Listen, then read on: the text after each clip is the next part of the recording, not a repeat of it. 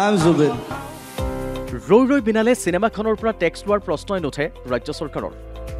কেন্দ্ৰই উভতাই দিয়া জিএছটিৰ টকাও অসম চৰকাৰে দিব জুবিন গাৰ্গৰ নামতে অসমত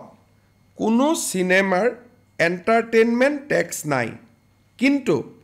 ভাৰত চৰকাৰে চিনেমা টিকেটৰ বিনিময়ত এটা জিএছটি কালেকশ্যন কৰে আৰু এমাহৰ পিছত আমাৰ বাবে আধা ঘূৰাই দিয়ে আধা চেণ্ট্ৰেল গভৰ্ণমেণ্টে ৰাখে যিখিনি জিএছটি এমাহৰ পিছত আমালৈকে ঘূৰি আহিব আমি কলাগুৰু আৰ্টিষ্ট ফাউণ্ডেশ্যনক উভতাই দিম আৰু ইয়াৰ ফাউণ্ডাৰ আছিলে জুবিন গাৰ্গ মুখ্যমন্ত্ৰী ডক্টৰ হিমন্ত বিশ্ব শৰ্মাৰ অধ্যক্ষতাত বুধবাৰে অনুষ্ঠিত ৰাজ্যিক কেবিনেটৰ বৈঠকত ডক্টৰ ভূপেন হাজৰিকাৰ স্মৃতি দিৱস পালন সন্দৰ্ভতো সিদ্ধান্ত লোৱা হয় প্ৰতিখন জিলা সদৰতে ৫,০০০তকৈও অধিক লোক সমবেত হৈ মানুহে মানুহৰ বাবে গানটো পৰিৱেশন কৰিব আনফালে ৰাজ্যৰ বানপানী প্ৰতিৰোধৰ বাবে ২২,২০৫ কোটি টকাৰ প্ৰকল্পত কেবিনেটে অনুমোদন জনায় এছিয়ান ডেভেলপমেণ্ট বেংকৰ আৰ্থিক সাহায্যৰে ২,২০৫ কোটি টকাৰ বিভিন্ন প্ৰকল্প হাতত লোৱাৰ যিটো প্ৰস্তাৱ আছিল তাক অনুমোদন জনায় ৰাজ্যৰ প্ৰতিখন ৰাস উদযাপন সমিতিলৈ ২৫,০০০ কোটি টকা প্ৰদান কৰাটো কেবিনেটে অনুমোদন জনাইছে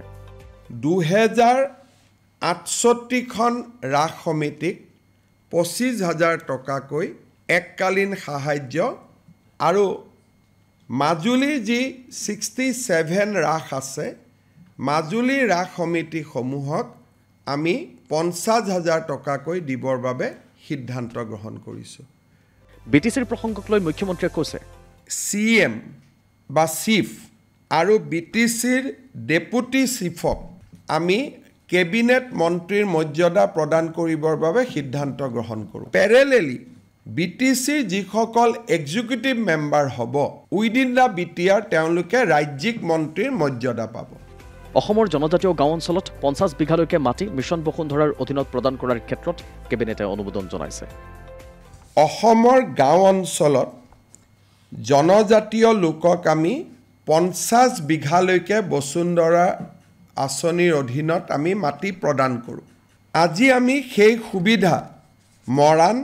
আৰু মটক সম্প্ৰদায়ৰ লোকলৈও আমি আগবঢ়াই দিওঁ যোৰহাটৰ লাচিত মৈদাম আৰু স্মাৰকৰ বাবে আৰ্থিক অনুদানত কেবিনেটে অনুমোদন জনায় লাচিত মৈদাম স্মাৰকৰ বাবে ২৪৯ কোটি টকা ধাৰ্য কৰা হৈছে নিৰ্মাণৰ সময়ত আমাৰ বিভিন্ন কম্পোনেণ্ট লগাই এই গোটেই নিৰ্মাণ কামটোৰ সম্পূৰ্ণ যিটো পুঁজি তাক আজি কেবিনেটে ২৪৯ কোটি টকা হিচাপে ধাৰ্য কৰে ইয়াৰ উপৰি অসম আৰক্ষীৰ সংশোধনী বিধেয়ক ২০২৫তো অনুমোদন জনোৱা হৈছে সাৰ বিতৰণ প্ৰণালীৰ সুশৃংখলিতকৰণ কৰা হৈছে শক্তিশালী গ্ৰাম্য সুৰক্ষা আদিৰ ওপৰতো কেবিনেটে কেইবাটাও গুৰুত্বপূৰ্ণ সিদ্ধান্ত গ্ৰহণ কৰিছে news desk DD news Assam